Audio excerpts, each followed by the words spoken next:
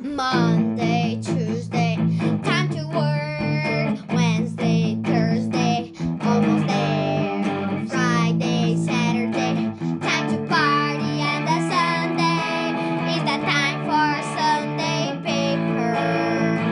Take it easy. Greg and Here we Read go. all about it. Starting at 3 Read minutes on my all clock. about it. Sunday I need paper is coming to y'all from Lexington, Kentucky, Bourbon Street. How? What, Bourbon Street? No, it's Bourbon Town, I meant to say. Oh, I gotta do a little mic repair. Hold on. Oh, one look sec. at you with your high-tech painter's tape. We are That's lo-fi. not even. We are It's lo-fi. not- it's not even- Never- Yeah. It's not even electric tape. No. I didn't get a big enough holder. This is an abnormally large mic. You know. That's Yeah, you mean that we got Girth. a year? Lot of That we girth. got a year and a half ago, and you I've haven't. been waiting. All right, here we go. Uh-huh. We're Good. set. How All right. are you? You know, we're recording this. I'm during- very good. I'm very caught up in the Olympics. I didn't right away. The first week, I don't think I watched 10 seconds of the Olympics, and then I got very into it. Okay, Really, last night.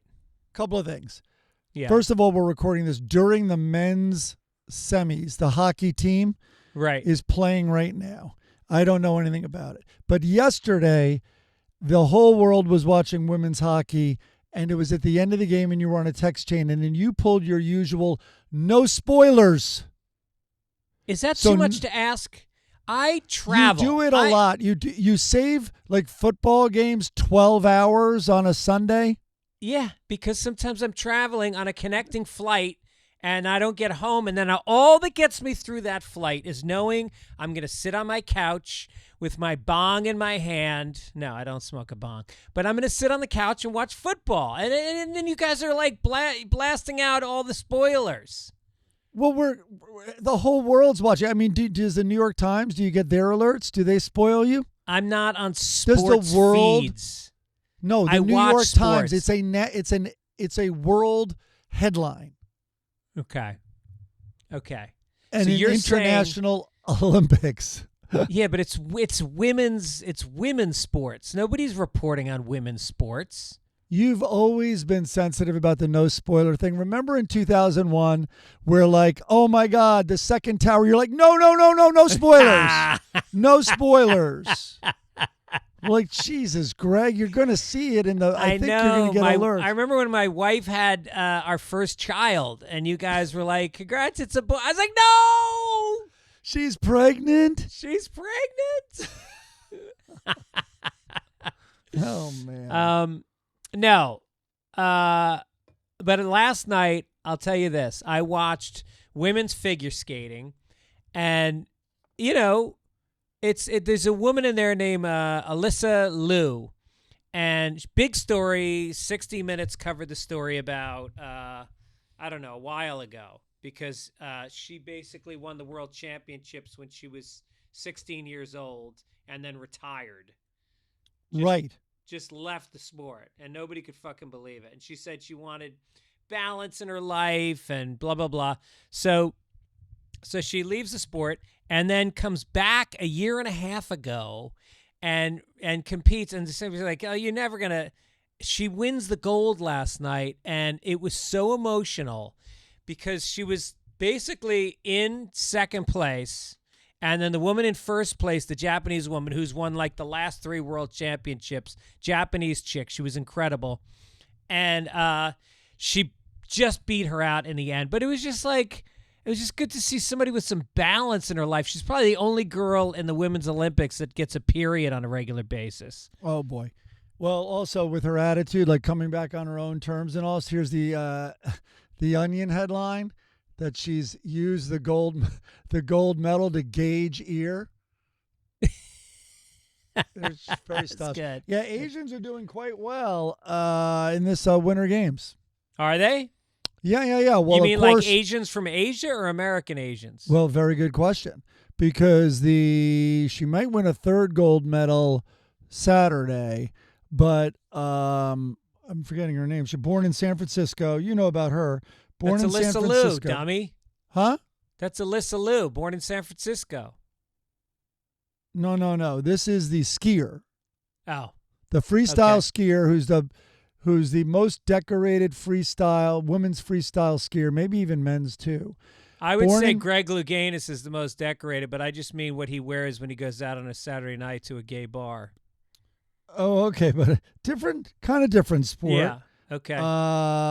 So anyway, I'm getting her name now. She was kind of new to me, but she born in San Francisco High School. She's a brainiac also, got like a 1580 on her SATs, went to Stanford. Her mom was a ski instructor in like Squaw Valley or whatever it was called, Eileen Gu. And her mom's an immigrant from China. Yeah. You don't know this story? I just know that any girl named Gu in high school got tortured a little bit. She then decided she's gonna ski for China. Oh, China paid her. Well, Naomi Osaka plays tennis for Japan. Yeah, so in China paid her and I think another athlete too to compete for them. So that's controversial, I guess, with some people. Anyway, I think I'm going to do comedy for Ireland. Right? Yeah. Yeah, I would do that.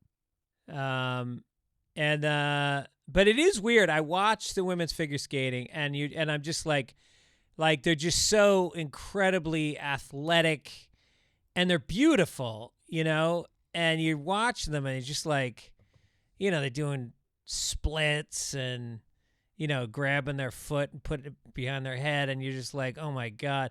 And then the announcer comes on and he's like, and Svetlana's from Poland, and today's her 15th birthday. And I'm like, shit! God damn it! They said women skating! Yeah. I wonder if we had more. So like in Colorado, right? It's the Winter Olympics. That's the home, I think, where they train, the training facilities and everything in Colorado Springs, maybe. And so if we were more like other countries where the government invests a lot in the training, conditioning, the doctors, the facilities, then it would be a bit of a shame if you're like, hey, thanks for all that. Now I'm just going to represent another country that's paying me. Yeah, but we don't give them shit. We don't support our athletes probably the at case. all. Yeah. No, it's a shame. And that's why I have a hard time watching the Olympics, because you see these people that train and they give up all their cousins' weddings on the weekends and a social life and a period. That sounds like they've already won. And then they one little slip up and they're out. And it's like, I hate that. Yeah, but they're like, well, at least I didn't go to Frank's wedding. Hey, what do you think about this issue? So she gets up Here we there. go. Okay, Goo, this is a good question. So Goo, she wins 2 silver, right? She's the most decorated. She's the one also, she got in a little hot water this week. She said a little bit of a woe is me, that sometimes she feels so much pressure because she feels the weight of both countries on her. And I think a lot of Americans were like, you go straight to hell. So anyway, she's in a press conference after winning 2 silver, and a journalist goes, do you view this as winning 2 silver, more as winning 2 silver or losing 2 gold? And she laughed out loud. I saw that. Yeah. Also, by the way, keep in mind, she makes $30+ million a year. She's a runway model, a brainiac. Like, she's killing it. This girl is killing it. Never mind in the Olympics. So she's very, very confident. And she laughs and basically mocks the question, and then literally calls that perspective from the journalist ridiculous and uses that word. Yeah. Do you think it was a fair, and then she took the very positive spin of, it's so hard to win any medal. This is great. And she's like, I'm a winner, not a loser. And she seemed resentful of the question. Do you think it was a fair question? Well, The Japanese skater that won the silver, I just told you about, who Alyssa Liu beat, she got off the ice and she started crying and she didn't stop crying. And you really felt like, yeah, that's what it's like. If you don't win the gold and you're at that level, it's a failure, which is why I was so moved by Alyssa Liu, is that she went into it saying, I really don't care about the medals. I'm just so excited I came back. I'm joyous to skate. I'm glad that I'm, giving other girls something to aspire to. So when she did win, it was that much better because it wasn't desperate. It's like when you see, I almost said it. It's like when you see certain comedians on stage and they're trying way too hard. Mm-hmm. And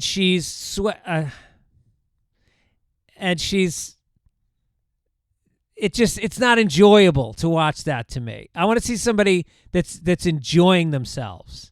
What's going on in your head right now? You seem distracted by a thought. Are you trying not to name drop someone? Yeah, I was trying not to say somebody's name, and then I said she. Oh. Which I didn't mean to do. Is this someone local in L.A.? Oh, now you're going to dig? Well, I know someone I literally have to walk out of the room, and she gets so much stage time, and I cannot watch it. It's the most... it's very Dane Cook in its approach of, I am going to will this laughter, and with really not great material. Yeah, there's a feature act here. I'm at the Comedy Off Broadway Club, which, by the way, has been here Paul Reiser's headshot is on the wall that he signed while he was here. Oh, man. So this club has been around since the early 80s. Yeah. And the woman that's featuring for me is really funny, but she's low energy. And I go, I love it when people don't put out as much energy as they're getting back from the audience. I love that quotient. And I said, but it is rough when it's a bad crowd because, I have a guy that opens for me sometimes and he's like that, but when it's a bad crowd, he can't punch his way out of it. And so I'm playing with that lately. I've been trying to pull my energy back because I don't know. I feel like lately I've been pushing too hard, and right. I like to just be more chill on stage. So you're viewing your performances as a loss, not a win. Exactly. I got the silver last night. She got the fucking gold. The feature act got the gold. Yeah, so I think I agree with you because my reaction to that was, why are you so defensive? I mean, you're calling the question ridiculous and you're laughing out loud. And I try to picture, I think it's a very fair question. Now, I guess she has an antagonistic relationship with the press. So that might be the subtext of his question. Maybe he was trying to do a gotcha, but then consider this. She was the defending gold champion from the last Olympics. So sorry, that is a loss. You failed to defend your gold. Yeah. And so, and a lot of champions would view that as a lot. Listen, no one is training for silver. Right? No. Are you going to go to the Canadian women's hockey team and be like, hey, congratulations on your win, when they just lost the gold to the U.S.? No, look, every single week that I go to the iTunes podcast charts and I see Bad Friends ahead of us, it's like a fucking knife to the gut. And it happens every week. You don't think I could do Asian jokes all day long? Oh, Bobby's mom. Bobby's mom. We have to Hi, quickly Bobby's say mom. how much we love them. Which we do, genuinely. Yeah, an Irish-looking Italian guy. What the fuck is going on there? I know, and an Asian guy who is actually funny on stage. Name another Asian guy who's funny on stage. What are you talking about? There's tons. Who? Ronnie Chang, right? Is he? Oh boy. And then what's his name? I love the super low key guy. God damn it. He's super low key. Oh, I know who you mean. Yeah, he's funny. I like one of him. his openers once. He's like his opener. He was young. Maybe it was like a first Montreal or something. He's like, listen, I can't stay long. I have avocados ripening at home. And he started a bit about that. It was so funny. Yeah, he's good. All right, enough about that. Sure. Speaking of comedians, the Epstein Files has the names of a number of comedians in there, and it's almost become like a humble brag to complain that you're in the Epstein Files. And I think what it was is that the Palm Beach Improv is pretty close to where Epstein's place is down there, and he used to bring it's right across the bridge. He used to bring friends and I think some of the girls to the shows there. And so basically, if he emailed somebody, hey, we're going to see, actually Whitney Cummings is one of the names, going to see Whitney Cummings, or I think Big J. Okerson, and then all of a sudden their name is in the files. But there's one male comedian who's in there, and it's not good. I saw that. Yeah, not good. Right. We're not saying who it is? I guess we shouldn't. I don't want to be. I mean, I've already badmouthed 3 different comics on this show. I don't want to be Google that guy. We're not talking out of school. You could Google it. It's a headline. Well, actually, the girls were in school. That's why we're not talking about it. Oh. Well, a lot of the emails were about, hey, let's go to the Improv. It's an 18 and younger show, so it's we can do it, guys. The logo this week and last week came from Jane. Jane kills it. Jane kills it. I have so many old ones from her that I'm just waiting to get to. I like them, the anchor man in this bobsled. What do they call the last guy in the bobsled? Homosexual. Isn't he like the most important? Well, I guess you're steering. I guess. But I really had a. It's kind of like the car breaks down, so your wife's behind the wheel. You're pushing it. That's what that is. Yes. Unless you have an overweight wife. Why? What do you mean? Well, in this, the heavier you are, the faster you go. Oh, is that right? Yeah, same with skiing. Yep. Huh. The song, we need new songs, by the way. We got a few new songs this week, which I appreciate. Need some more? Get on your guitars, your harmonicas. I don't give a shit what you play. Acapella. We love acapella. Keep it simple. Or get crazy, but send it into fitzdogradio@gmail.com, and we'll play your song and announce your name. Last week, I think I forgot to say Ray Manslanka did last week's, which was great. Oh, my God, I didn't send you this week's. I really meant to. This week's is very special. Sorry, Ryan and Yasmin. And I'm gonna ask Matt, who is our engineer, producer, editor. Matt's great.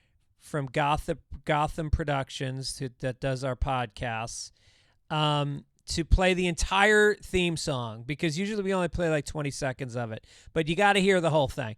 It's Ryan and Yasmin Impink, and they live in Brazil, and he said, it's my daughter on the pipes singing and me on the guitar. I am American, but English is her second language. She'll be 9 in April.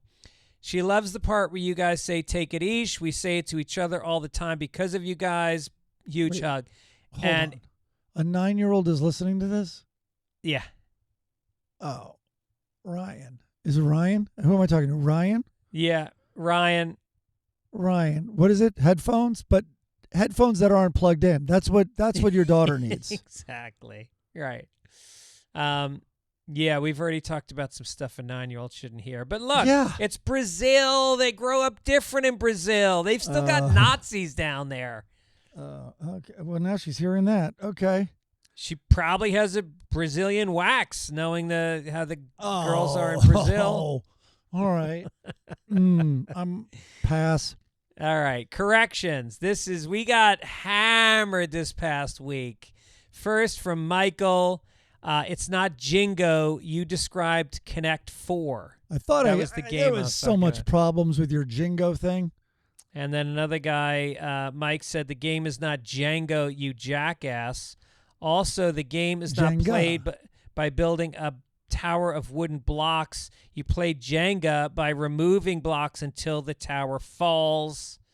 Also, the Olympic event is biathlon. There is only one A, Mike, so I guess you say biathlon. I sure do. That's going to be a hard one to change. Luckily, I don't throw that word around that much. I just call everyone in it bi. Yeah. That just keeps it simple. It keeps Olympic Village more exciting, too. Oh, yeah. And this is all Bob Patterson, I think. Also, the medals are awarded to people on the podium, not the platform. Huh. Also, Are Teddy all of them? What about when it's a huge team? Anyway, go ahead. He's right, though. It's podium. Teddy Roosevelt is pronounced Roosevelt. You do that. I never do that. Roosevelt. Even if it's correct with other Roosevelts, never. Okay. Never. Nevada Smith said the Wright brothers were manufacturing bicycles with cutting-edge technology in their day. They did not make penny farthing bikes with the giant front wheels.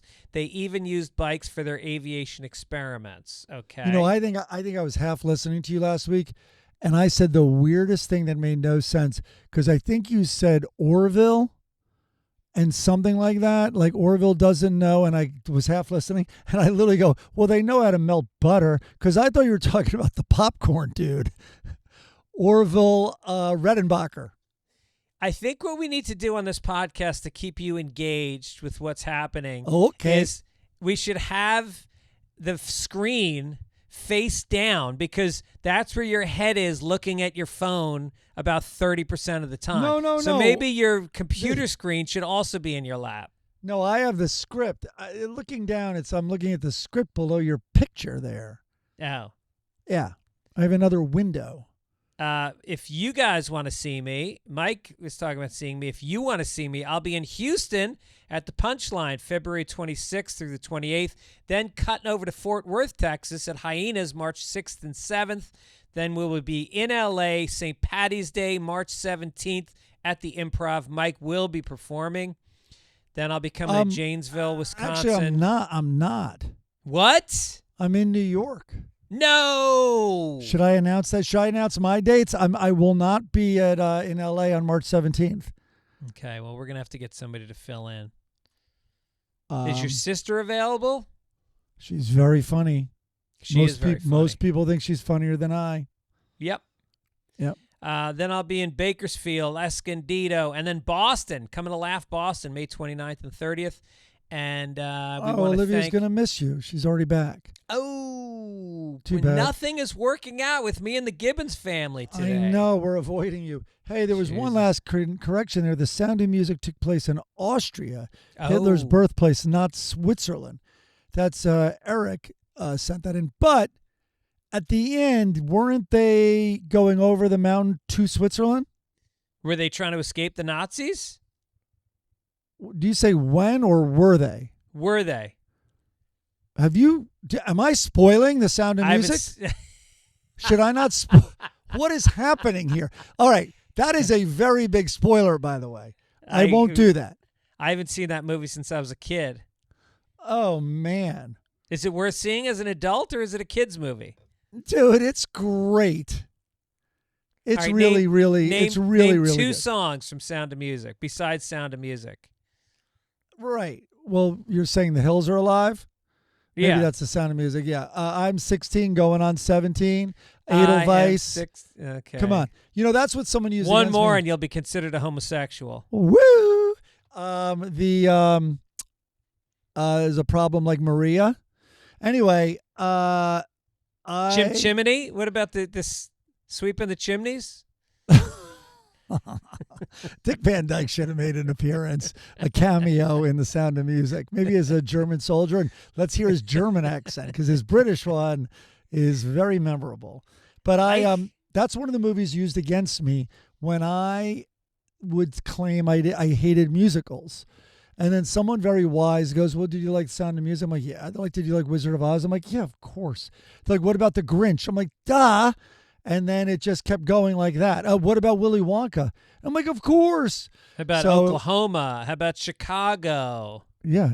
No, I hate both those. That's the problem. But really?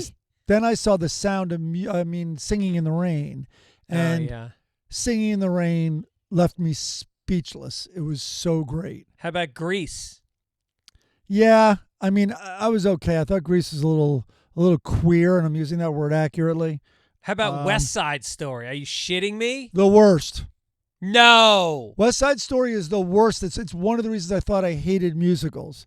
When you're a jet to the end from your first cigarette. A bunch of racist Upper West Side old Jewish guys are like, yeah, and the Puerto Ricans will have knives and we'll have knife songs. Oh, shut the fuck up. Let's make them gay and super violent. All right, listen. Every year you say you're going to get more organized, and instead you end up missing leads. You end up missing calls. Stuff falls through the cracks. One missed call, and my son is in sales now, so I can send this to him. One missed call, and literally you're losing out on, could be a ton of money. So if you've got a team, it's even worse because now nobody knows who answered what, who followed up. There's no organization. That's why today's episode is brought to you by Quo, Q-U-O, which I think is French for who. The smarter way to run your business communications. It's the #1 rated business phone system on G2 with over 3,000 reviews, built for how modern teams work. More than 90,000 businesses rely on Quo to stay connected. I bet my son's company uses Quo. Probably. You stay connected, professional, consistently reachable. Your whole team can share. AI automatically logs the calls. It generates the summaries, highlights all the next steps. I need this. Yeah, the whole team shares one business number, and it's unbelievable. So if you can even qualify leads or respond after hours, so your business doesn't stop just because you finally did, then you got to do this.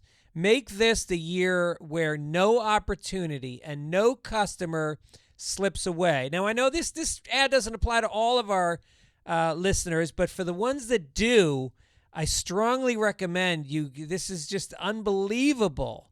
Try Quo for free. Plus, get 20% off your first 6 months when you go to quo.com/papers. That's QUO.com/papers. Quo. No missed calls, no missed opportunities. Nice. Maybe we should get Quo for Sunday papers. Yeah. Maybe because we seem to be missing a lot of calls. There'd be less corrections. I know that. Does Hollywood have our number? I think they lost it. Yeah, I think we got to get Quo. Yeah. Also, let's talk about life insurance because you and I both had a very positive experience with it. And Fabric by Gerber Life. Term life insurance. That's the way to go. Fabric by Gerber Life is the way. It's the way to do it. It's not fun to talk about. Nobody wants to talk about passing away, your kids. But if you have these kids, this isn't like theoretical. Like this really happens. And you could, I used to get nightmares thinking about what would happen if my children were homeless and my wife had to take male lovers to support the family. So, you start thinking about mortgage payments, school, basic stability. The male lovers. Yes. I can't get past that thought. It's not expensive. It's not hard to get. Fabric by Gerber Life is term life insurance you can get done today, made for busy parents like you. It's all online. You do it on your schedule, right from the couch. Covered in under 10 minutes. Under 10 minutes. Health exam required. If you're young and healthy, the time is now. Rates are so low. Even if you have life insurance from your employer, you think you're covered, you're not. You're not. It's like nothing. It may get you enough to pay for the funeral, and that's about it. There's also no risk. 30-day money-back guarantee, and you can cancel anytime. They have flexible, high-quality policies that fit your family and your budget, like $1 million in coverage for less than $1 a day. Unbelievable. So join the thousands of parents who trust Fabric to help protect their family. Apply today in just minutes at meetfabric.com/papers. That's meetfabric.com/papers. meetfabric.com/papers. Policy issued by Western Southern Life Insurance Company. Oh, they're very good.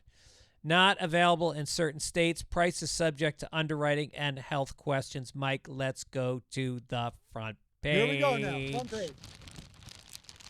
Let's do it.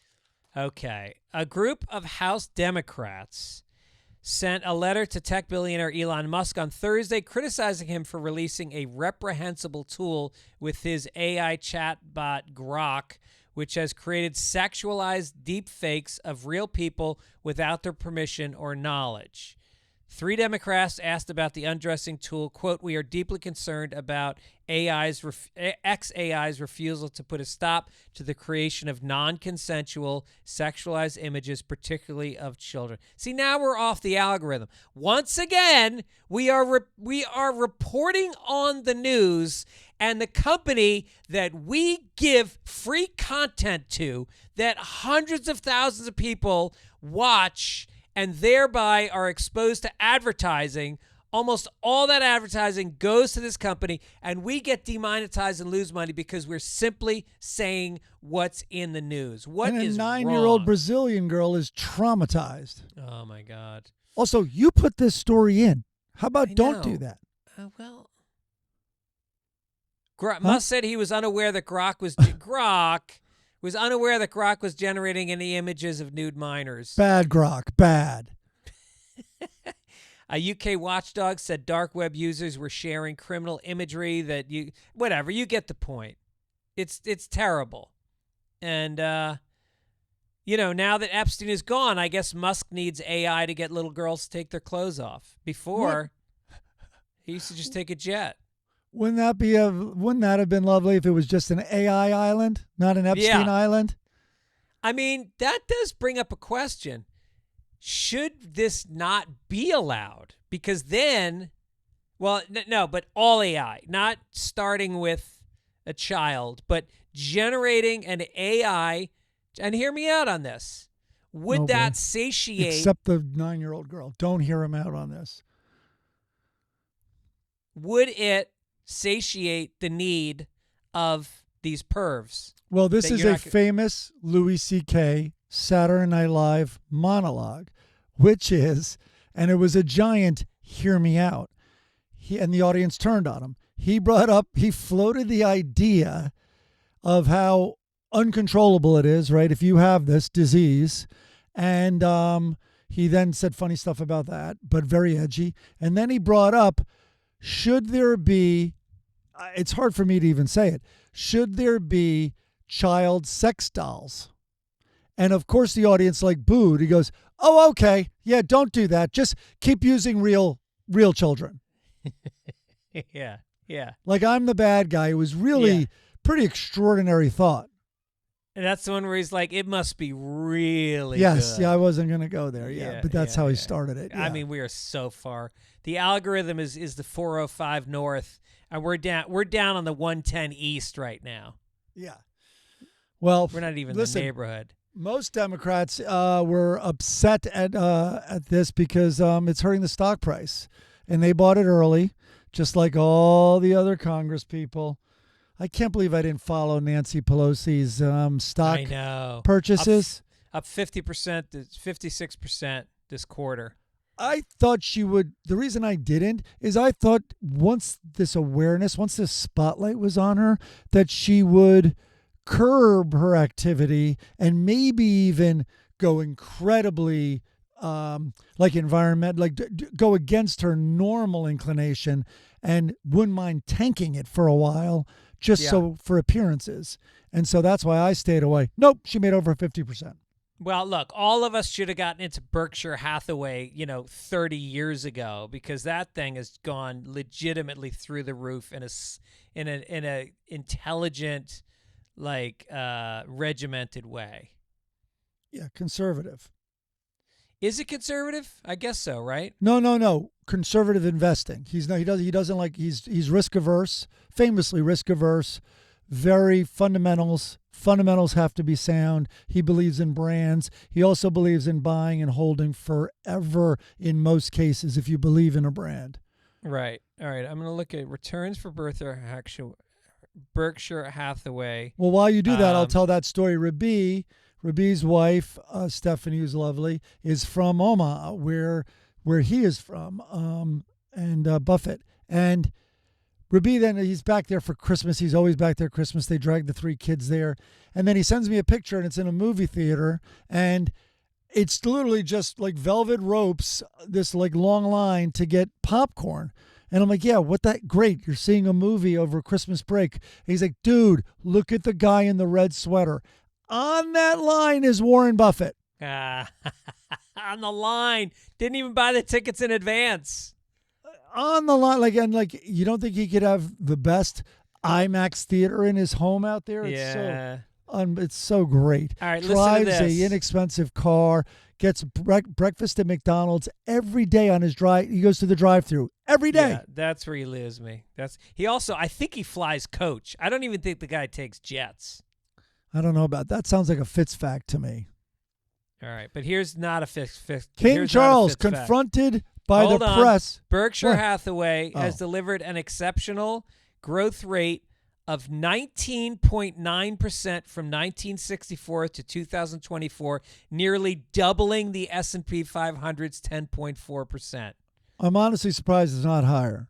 It's up 104% over the last 5 years. Yeah. I mean, what are we doing? How do we miss that boat? I mean, it was written on the wall like, this is the guy. Hey, someone who knows financial stuff, as we're watching this country, if one believed the dollar is going to take a further clobbering, the value of the dollar, how do you hedge against that? Do you just buy euros? If so, how do you do that? It's not the same as investing in European markets, right? Because if you're doing that through Vanguard, it's still dollars. Anyway, you know what I'm asking, right in and tell us. Well, you can buy precious metals, but that's been sort of baked in already. Like gold has gone up so much in the last year and a half that it seems like it's not a great bet. But, yeah, you can buy euros. Yeah, I don't know how you escape and sidestep and separate yourself from the American dollar when you're here, even if you're buying foreign or European stocks. I think the Venezuelan peso is probably a good way to go. Speaking of Europe, King Charles confronted by the press regarding brother Andrew's arrest. In a statement earlier today, the king said the law must take its course and said he learned of the news with deepest concern. Quote, what now follows is the full, fair, and proper process by which this issue is investigated in the appropriate manner and by the appropriate authorities, he said. In this, as I have said before, they have our full and wholehearted support and cooperation. Let me state clearly, the law must take its course. Hold on a second. How weird is England where the Justice Department there is not controlled by the leader? What? And wait a nobody's minute. Above the law? This is why I don't like monarchies. Yeah, right. That's crazy. And this is the modern monarchy. The old monarchy, I think they would just dunk him in the royal pond, see if he floats. I think there'd be zero consequences. Kind of like here. Well, you got to remember, I think we're the new royal family. Yes. But this is the royal family that for thousands of years arranged marriages with like 11 and 12-year-old girls. So this is literally in the last, should we say, 125 years that they stopped arranged marriages with 12-year-olds? I think they're still pretty inbred. Yes. I wonder if you saw that. Like how many degrees of separation were recent? People still alive who've, in the royal tree. Yeah, I don't know. It's a sapling. It's not a tree. I wonder, like Diana and Charles. I wonder if they did the DNA ancestry. I wonder how. I bet they don't allow it. Yeah. Probably not. All right. What about the Taliban? Taliban banana. You want me to read it? Isn't it your story? No, but I'll read it. No, it's your story. Nope, not. But here we go. Taliban allows men to beat wives. This is you, Greg. You written all over it. As long as they don't bruise or break the bones of said wives.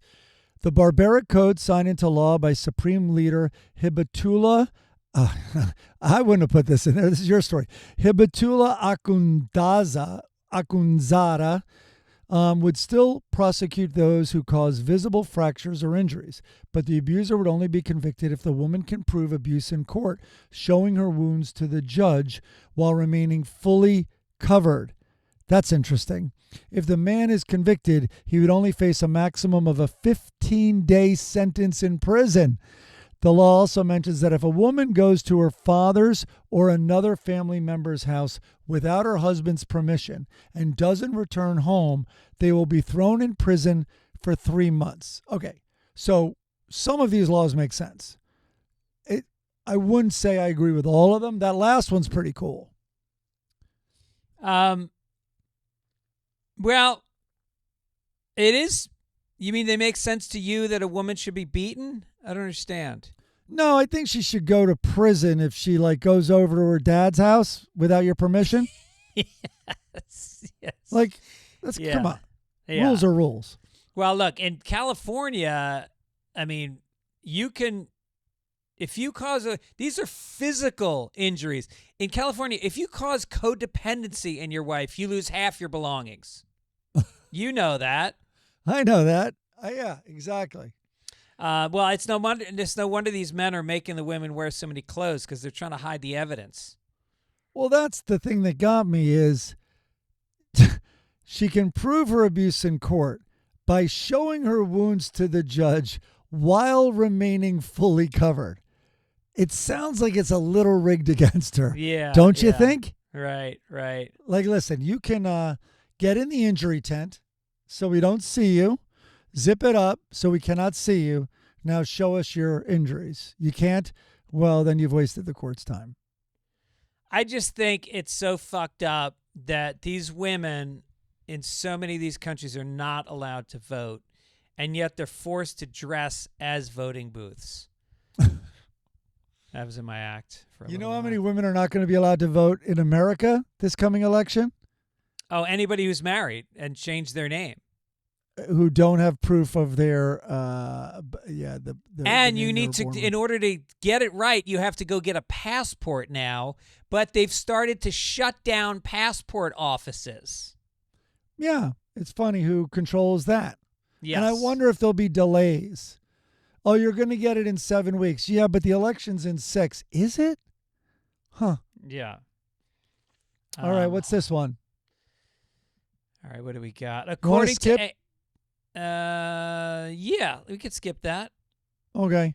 Let's go to the whale. Yeah, let's lighten it up. A little less political. Get this, man. Humans talked with a whale. How about that? On December 12th, it's called the Whale SETI team, SETI. They've been studying humpback whale communication systems in an effort to develop intelligence filters for the search for extraterrestrial intelligence. In response to a recorded humpback contact call played in the sea via an underwater speaker, a humpback whale named Twain approached and circled the team's boat while responding in a conversational style to the whale greeting signal. Twain responded to each playback call and matched the interval variations between each signal. A description and analysis of the encounter appears in the recent issue of this bioacoustic playback as a tool. It's some study, and it's with the Alaskan humpback whale. And then we believe this is the first such communicative exchange between humans and humpback whales in the humpback language. Now, unfortunately, the whale named Twain kept using the N-word. No, he didn't. Yeah. Because he's named Twain? So the study's a tough read. It's a tough read. Yeah. And he kept saying, all he kept saying is, "Stop staring at my hump." My hump, my big whale humps. Yeah. So right, we'll see how far that gets, that dirty whale. All right. Now, workers on Thursday began restoring an exhibit on the lives of the 9 people once enslaved at the former president's house in Philadelphia amid. Oh, did I miss the? No, amid, Philly. Ooh. I just Amid shudder a every time I hear it. contentious legal fight between the city and the Trump administration. I think we're talking about George Washington. Oh, you left that out. Doesn't matter. Well, there were 9 people enslaved by George Washington. A federal judge set a Friday deadline for the Interior Department to restore the exhibit on the people enslaved by George Washington. So, ironically, the site of the house is on Independence Mall. Yeah. Independence Mall, where slaves live. Yeah, right next to the reflecting pool where you think about what you've done. The administration argues that it alone can decide what stories are told at National Park Service's properties. Park Service workers last month abruptly removed exhibits from the Philadelphia site, prompting the city and other supporters of the exhibit to sue. They also filled in the crack on the Liberty Bell and painted it gold. Oh, boy. Put a big T on it. Yeah. That's what it is. Wait till this. Hopefully, this commission will check all the Philly basements that currently contain slaves. Oh, yeah. Those By the animals. way, do not go to Philly, Mike. I was there this past weekend. Thank you, everybody, for showing up. We sold out almost all the shows. And they don't like you. They really don't like you. Wait a minute. They're like hateful people in Philly? It wasn't 1 or 2 people. There was a large number that really are upset with you. Oh, no. Yeah. Wait, they just don't roll with it and take it easy in Philly? They don't? You're kidding me. It's like you beat them in a hockey game. That's the energy I was feeling off of them. All right. All right, we're going to get to the ethical question. And it is your turn. All right, it's my turn. Mike, I will ask you 2 questions. Okay. First one is, Philly. You're driving down the street, and you're with a friend who has an outstanding felony. Am I sober? We'll get to that. All right. You're driving down the street. You're with a friend. He has an outstanding felony warrant. Oh. You have both had about 3 drinks. Oh, I stepped on it. Okay. You pull up to a DUI checkpoint, but you're far enough back in the line that your friend says he's driving. He asks you to switch seats with him and have you get behind the wheel. Do you do it? No. I want to help him. But he's going to go to jail. He's a felon. If I hadn't been drinking. 3 drinks. Huh? 3 drinks. Yeah, that funny. So in California, when they send you your driver's license, they send a little insert. And in the insert, they have a chart, and it's an XY axis. And on one axis is your weight, and the other is the amount of drinks you've had. And then they shade it to show you where you're sober. It gives me 3 drinks. Well, it used to when I was heavier. Well, it also depends on how quickly you drink them. I think no. It's by the hour, and So it was 1 an over. hour. It was over 2 drinks. It was between, it could maybe be 3. Yeah. That's crazy, right? I'm telling you, young people don't deal with this as much because they're all smoking pot. They're not drinking drinks. Yeah. We They're used to supposed to drink be able drinks. to test for that. You can be pulled over for driving stoned. So listen, man, 3 drinks. But then what? Now I have a record. But he goes to jail for probably 10 years. You Is he would gonna- have to hire a lawyer or something. As I'm about to hop over, I'm like, you're going to pay for everything I have to pay if I get a That's DUI? fair. Yes. Then I guess I would. Okay. I hate having that on my record. Yeah. Also, I don't All know right. if I lie to the cop. You're not supposed to, but you can refuse to answer, have you been drinking? You don't have to answer anything, Yeah. he says, other than giving him your license and all that. but you're supposed to just be like, am I free to go or am I being detained? Blah, blah, blah. I don't know how I'd handle it. Okay. Your daughter steals a car, and the car gets she lights it on fire on a side street in a bad part of town, and then walks home. The police track her down. There's a very fuzzy, grainy footage of her driving. They can't prove it, but she's charged, and you go to the hearing, and you are her alibi that night. Would you lie under oath and say that your daughter was home with you while she was actually out stealing and burning a car? This isn't a good answer, but I'd want to make sure it was a bulletproof lie, and then I would. I think for this to be a real hypothetical, you have to kind of like the stop sign in the middle of nowhere. There's no chance you're not going to get pulled over or a ticket. Do you stop? Yeah. So if you're like, you will get away with this lie, I would. Speaking of stop sign in the middle of nowhere, my office at my house, was up on Airport Avenue where the airport is, the local airport, the Santa Monica airport. Anyway, there were probably 5 stop signs between my office and the bottom of the hill, but that street has no intersections. There's no other intersecting. So I've never stopped at one of those. I was just going to say that. I literally, for years, I never stopped at one of those stop signs. Sometimes there's a cop in there watching. But I said to myself, one day I'm going to get a ticket, but if I divide that ticket by the number of times I just flowed down that street, gladly pay it. Well, that's what I said when I would put the mannequin in my passenger seat to get to Burbank.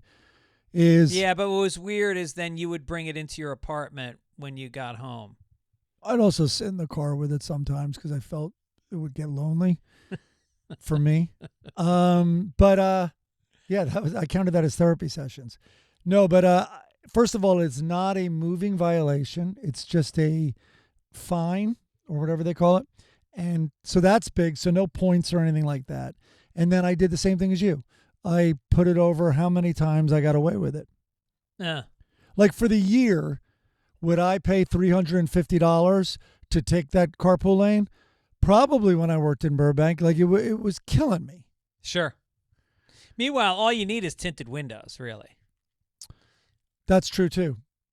But yeah. All right, let's get to some entertainment. Entertainment here. Hold on. Let me crinkle. We need a crinkle, buddy. There we go. So my daughter, this should be an ethical question also, is that I have been having a Woody Allen Film Festival for like 6 months with my daughter because I think they're like the greatest movies ever made. Is it wrong to show your daughter Woody Allen movies? No. Well, I know how you feel about Woody Allen. You're a Woody apologist. I'd let him babysit. Come on. Yeah. That's one of the great lines that when they found Woody Allen's name, and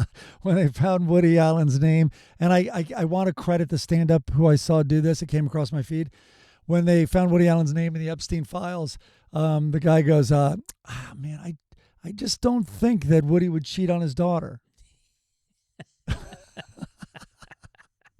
So good. So anyway, we watched Crimes and Misdemeanors this past week.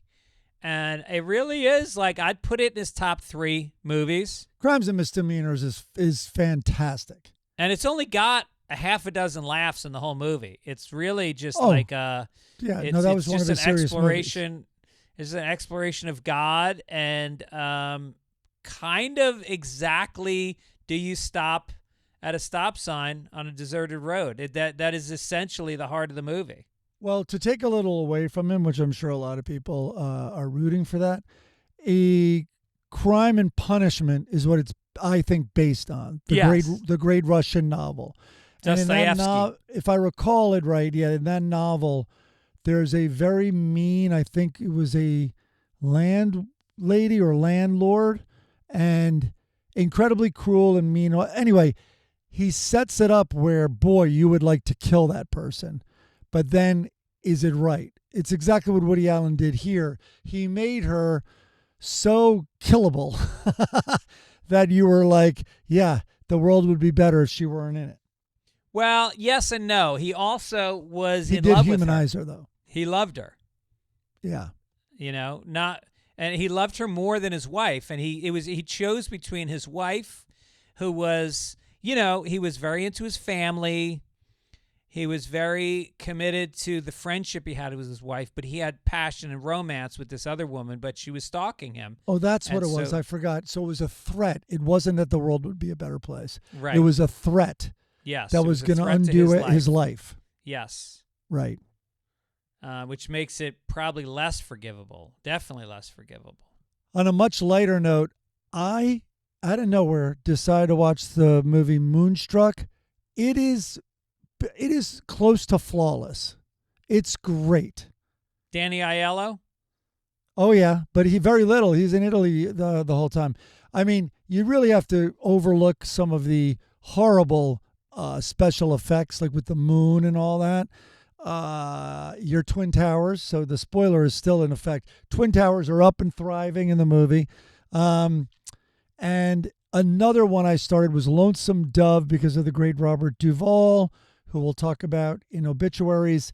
And boy, you have to excuse some very primitive special effects in that one also. But I've never read it. It won the Pulitzer. I really want to. But I also heard this series with Duvall is extraordinary. So I'm in. All right. Also, shout out to Tehran, which is such a great series. Check it out. All right, let's go to Florida. Okay, let's do it, man. Let's make America Florida. A newly released police report shows police believe a father and son were arguing over dog walking. Who was going to take the dog on a walk before the son fatally shot the father? They really don't want to go outside. Port St. Lucie police said Sheldon Morrison killed his father, Glenn Morrison, shortly before 8 a.m. Wednesday morning inside the family garage. So is it just me? Was everybody assuming this was a late night walk? Yeah. Maybe it was after a Right? long night. Yeah. 8 a.m. Usually you're sort of like, you got your bearings a little bit. You're not worn down yet. Life hasn't kicked your ass yet. Also, those walks are less annoying. Presumably, the dog made it through the whole night. Mm-hmm. It's like, yeah, he's got to get out. It's not like you want to go out again, Yeah. late at night. It's also Florida. It's not like it's Chicago in January and you're forced to go outside with the dog. I wonder if, usually when somebody dies, they shit their pants.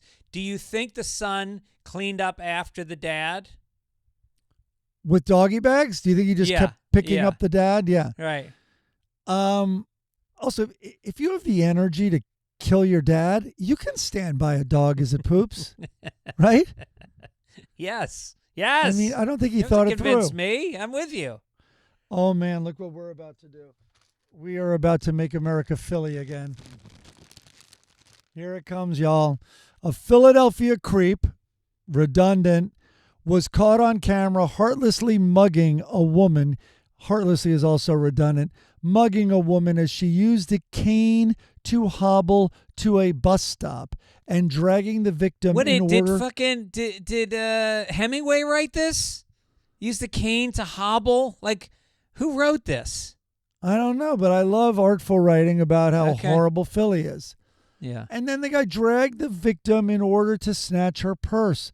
The victim was dragged for a short distance before the thief made his getaway because the bell tolled for he. I'm kidding. And he made off with the woman's cash, her Galaxy 9 phone, keys, and ID. A similar robbery in Northeast Philly occurred just a few weeks ago when a 67-year-old woman was robbed and attacked with a stun gun while waiting for a bus. They're animals. They're animals. But at least if you use a stun gun on an old lady, she's got the defibrillator built into her chest already. Okay. She can handle the shock. Were the Eagles even playing when these crimes Yeah. took place? I don't Right. understand it. All right. Unmotivated. It is really a different kind of a thief that steal. Like, that was a thing in the 70s in New York City. It's back when everybody used to carry cash more. But old ladies got mugged with alarming frequency. Do you remember? It was in Soho. So I lived in a building, and it was, who was the gangster who walked around in his bathrobe? He owned my building at one point. Genovese? No. He had a nickname. Google it while I talk. Google New York gangster bathrobe. Let's see if that gets it. So a guy decided to mug a woman near me in Soho, but it was like poor Soho, right? So she's an old Italian woman, and she's walking along. He grabs her purse. She decides not to let go. She has it in the crook of her elbow, and he drags her, and it hurts her. He then finds out in the police station it was the gangster's mom. Oh, what's his name? Did you get it? Vincent Gigante. The Chin. Vinny the Chin. That's who that is. So in the police station, all the police start laughing, and the guy's like claiming, oh, I didn't agree, you don't have, and anyway, they're like, hey, you know whose mom that is? And they all start dying laughing. That's Vinny the Chin's mom. He literally begged to go to jail. Begged. He's like, I did it. Don't release me. Like, keep me. I'm not making bail. Keep me here. Keep me here. Keep me here. The New York Post used to call that guy the Odd Father. So the reason he's in, just to explain to everybody, the reason he's in a bathrobe is to get out of serving time for something he was found guilty on. He pretended he was out of it and mentally unfit, and he would wear a bathrobe to trial. And I kind of have the image. I have the image of the old guy ringing the bell on Breaking Bad, like that. Yeah. And he would wear it, and literally he'd walk around the neighborhood in his bathrobe. But then he would get picked up at night, and he'd be wearing like a shark skin suit, and he would go out to the private guinea clubs that they'd all hang out at. If he had still owned my building, because I pulled a little fast one on my landlord when he sold the building to a guy and whatever. I stayed there, and then he tried to sue me and kick me out. I won in court. There would not have been a court where the guy was trying to kick me out of the apartment. Vinny would have knocked on my door, and I would have said, yes, sir. Yes. I'll be gone in the morning. All right, let's get down to a little this day in history. Here it comes. All right, this day in history. Here we go. It's a lot of guns in this. Okay. Congress bans dueling in Washington, D.C. So on this day, Congress made dueling a felony punishable by up to 10 years of hard labor. The tipping point of the bill came in, I can't say the year, when the Kentucky Rep. William Graves and Maine Rep. Jonathan Siley had dueled, which had led to Siley's death by Graves' hand. What year, Greg, do you think Washington, D.C. banned dueling, give or take 40 years? It would be funny if the punishment was to be shot. I would say, well, let's see. Aaron Van Burr, what was his name? Burr? Yeah. Burr and Hamilton, they dueled. That must have been Van in like Burr, but Aaron Burr. That must have been in like pushing 1790. So I would say shortly after that. I'm going to say 1810. Good for you, man. 1839. There we go. Just made Look it. at that. Let's see now. I'm going to keep the gun theme going very sadly. Black revolutionary leader Malcolm X was assassinated while giving a speech in Manhattan. Give or take 2 years. What year do you think we lost Malcolm X? 67. Very good. 65. I didn't know it was that early. Are you still with us, Greg? Yeah, I was just thinking about, so Martin Luther King must have been like 64? No. 60. Oh, he was later. Right. Okay. Robert Kennedy. Kennedy was 64, right? And MLK were both 68. Very close, obviously, to each other. Okay, the American weekly magazine The New Yorker began publication under Harold W. Ross this week in what year? Give or take 15 years. Well, I just saw the documentary about the 100th anniversary of it, so I'm going to go with 1925. It is 1925. Thank you. Look at you. I'm on fire. I'm 3 for 3. Normally, documentaries don't help you that much. You've seen a lot, especially, I forget, like on Joan of Arc and stuff, and you were horrible. Great documentary. Sorry, by the way, I wanted about to the keep New the Yorker. gun. I wanted to keep the gun theme going. Okay. Hunter S. Thompson, creator of Gonzo journalism, he died of a self-inflicted gunshot wound on this day in what year? Give or take 5 years. 1976. So close. 2005. No way. Yeah, it was more recent than I thought. Also, Wow. I know. I wonder Let's if he find was still one drinking more. and doing drugs all those years. I know. Let's find one more that hopefully you get wrong. Let's see. Okay. The Washington Monument was dedicated on the grounds of the Mall in Washington, D.C. It is still the world's tallest masonry structure. Give or take 15 years, when was the Washington Monument dedicated? That's not a trick question. That's what it's when it opened also. 1890. Look at you. 1885. Nice. There we go. What made you put it there? Well, I knew it was after Washington died, but I also knew that it was new enough that it had to rival tall buildings. And so I was thinking about the turn of the century. All right. You did it, sir. You did it. How about the Communist Manifesto? I'm going to do this one because this one shot. Communist Manifesto, written by Karl Marx and Frederick Engels, was first published. It was a pamphlet, which is very inviting. I would have read a pamphlet, especially back then. Give or take 20 years. When do you think the Communist Manifesto was first published? 1900. Same. I was leaning late. It's 1848. No shit. I mean, they're talking about the relationship, Whoa. labor's relationship to products and how impersonal it can be, and it can be isolating, and you lose your sense of purpose. And capitalism and, I know. and manufacturing. Amazing. Wow. Amazing. Yeah, no, that's what I was very surprised. All right. See, I'm doing really well, and then you feel like you got to keep going until I get a few wrong. Does that make you feel good? It does. In fact, I Yeah. told you I was rooting for it. Yeah. Okay, here we go. We're going to obituaries, right? Yeah, we'll do them quick. Get to it, Pally.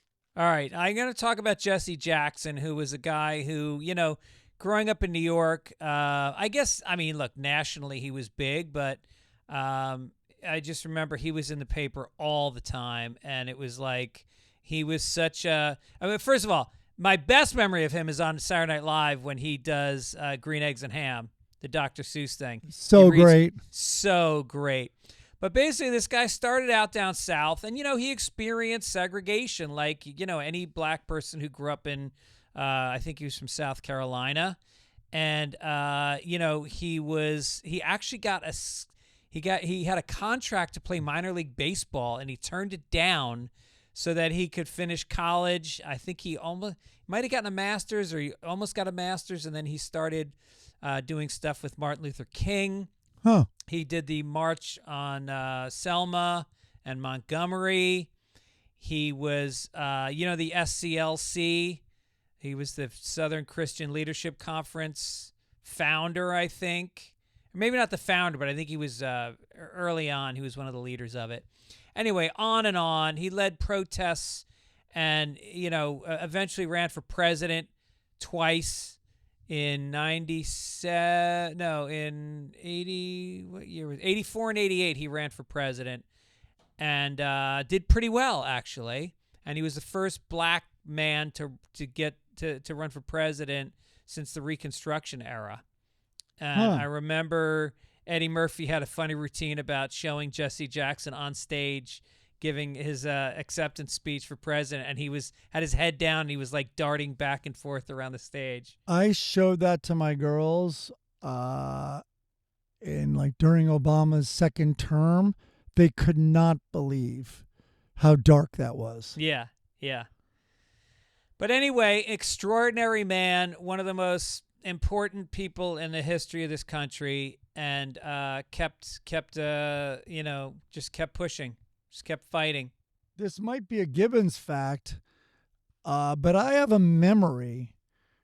When you talk about dirty politics, I have a memory that Republicans gave money, like, I don't know if it was anonymously or however they did it, but they donated to Jesse Jackson's campaign because they wanted him to mess up.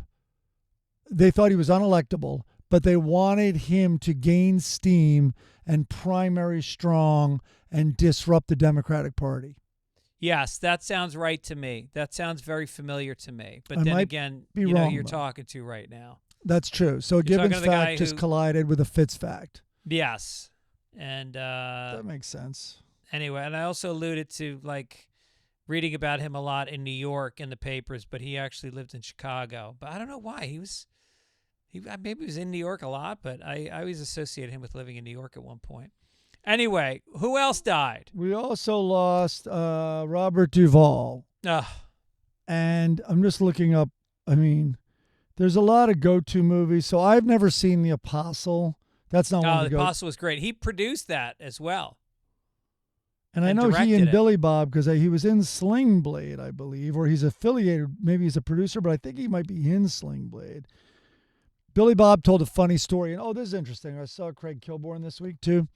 So Billy Bob told the story, and he goes, yeah, so he didn't really like talking about craft that much. And he goes, and he had a very like kind of simple approach. But what he loved to talk about was meat, any chance he could. And Billy Bob goes, so meanwhile, I'm hanging out with him. He talks about meat so much, and I have to think about things to feign my interest because I've been vegan for 18 years. And he goes, if he knew I ordered quinoa as my main dish, he would stop talking to me. Yeah, that's hilarious. And he talked about sometimes it would be for some. Anyway, the Kilborn part was he was a guest of ours, and we were so incredibly flattered that he did our show. And I remember Craig called me up during the commercial break, and they were talking about steaks, and Robert Duvall, and I might still have it, out of his wallet gave me a steak place in Kansas City. And he goes, F all the rest. This is where you want to get your meat shipped from. Really? Yep. So it was funny to hear Billy Bob say, all he wanted to do was talk about meat. My only interaction with the man ever, he gave me a card on where to get my God. steaks. Hilarious. Yeah. But Yeah. amazing actor. So Amazing incredible. actor. And also the way he led his career. Like, first of all, he had an awful name. Like, he's one of those names that you always go, what's that that actor? I love that actor. What's his name? And like Kevin Spacey has a name like that. You just can't conjure it up when you want it. But he really didn't go after celebrity or fame. He really was about the work. God, I mean, I didn't know he was in the original True Grit in 1969. He started in 1962 in To Kill a Mockingbird. Dude, he was in Bullet. He was in MASH. I did not know that. He was in THX 1138. That was what's his face from Star Wars. I believe that was his first film before Star Wars. George. Yeah, George's Okay. first film. The Godfather, obviously, trilogy and everything. The Outfit, The Conversation, which is a great movie. All the Godfathers, The Breakout. Network, which Yep. never leaves my top 5 movies. He's amazing in that. The Eagle Has Landed, Apocalypse Now, The Great Santini, True Confessions, The I Pursuit think of he got an D.B. Oscar Cooper. for Great Santini, didn't he? I don't know. Look up what he got because I'll keep reading. He often played bad guys. The Natural, Colors. Let's get Harry. Handmaid's Tale. Wow. Tender Mercies, Lonesome Dove. Falling Down. I remember he was the cop. He was a badass cop in Falling Down. The Paper, Geronimo. It just goes on and on. It's really crazy. Sling Blade, The Apostle, The Gingerbread Man, A Civil Action. He was nominated for 7 Oscars and 1 for Tender Mercies. Right, I remember him on stage Right. because I remember Johnny Cash was in the crowd and he thanked those guys. He thanked Willie, Waylon, Johnny, and he said that their approval was equal to the critical acclaim, Wow. and it would not exist. Yeah, and then All right, well, let's Crazy cheer Heart- up. Let's cheer up. Let's go to the funny section. Give me a crinkle. Let's go, baby. Here we go. Okay, as you know, the Comedy Caption contest happens every week. I give you guys one frame of a cartoon. You write in some punchlines. You send them to fitzdogradio@gmail.com. Put your name right underneath your little punchline. We select some of our favorites, and the number one pick gets a koozie sent to you in sometime in the next 18 months by Mr. Mike Gibbons Jr. And this week, we had a cartoon of two snowmen. They look sad. It's a sunny day out, and there is a friend of theirs, is another snowman who's completely melted except for the top side of his head. You just see the carrot, the stick arms, and a hat on his head, and and there's a puddle all around him. And Sean's joke was, "Fuck you, Jack." Okay, is that Jack Frost? I guess so. All right. Matt says, "Where's ice when you need them?"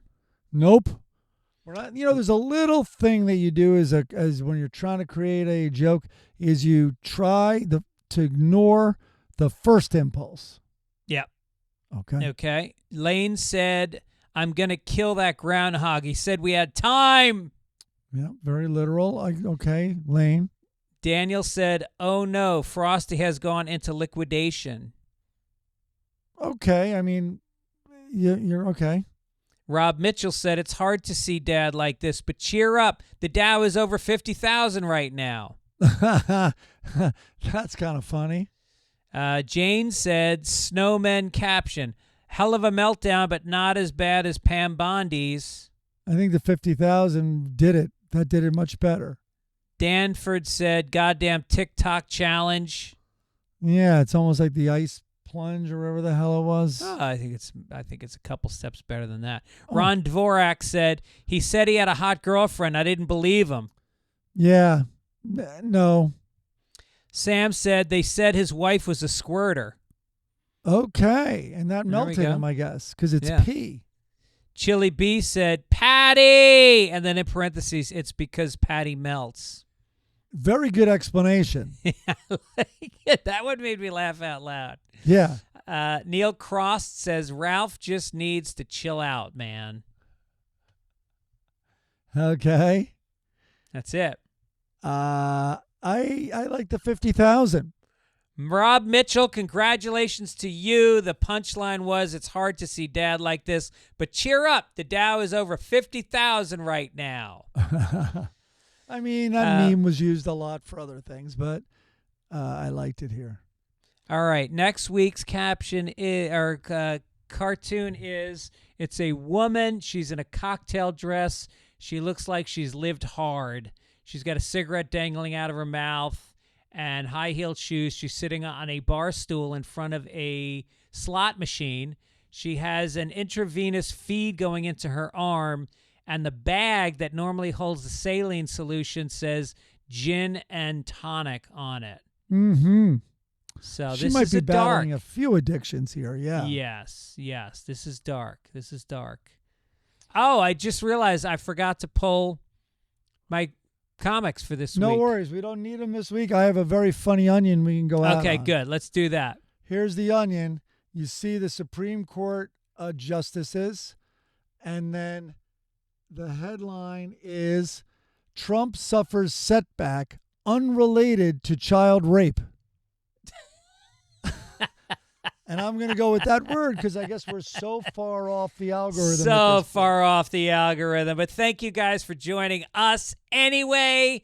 We appreciate you. Thank you to Gotham Productions for doing a great job. And really, we're seeing the numbers go up, and they're no small part of that. We also want to thank our sponsors this week, Quo, Quo. Go to quo.com/papers and get yourself 20% off your first 6 months. Also, Fabric by Gerber Life. Go to meetfabric.com/papers, and you're going to get yourself I don't know if you get anything, but it gives us credit for having heard this on this podcast. So make sure you check it out and put in that code. All right, that's it, Mike. All right, been a pleasure. Listen, I'm going to go watch Canada's hockey game, and now the U.S.'s hockey game is probably just completed. All right, no spoilers.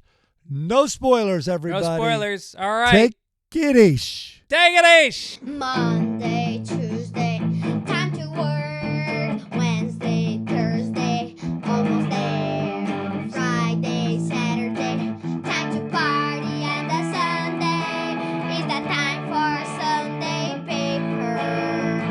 Take it easy. Greg and Mike.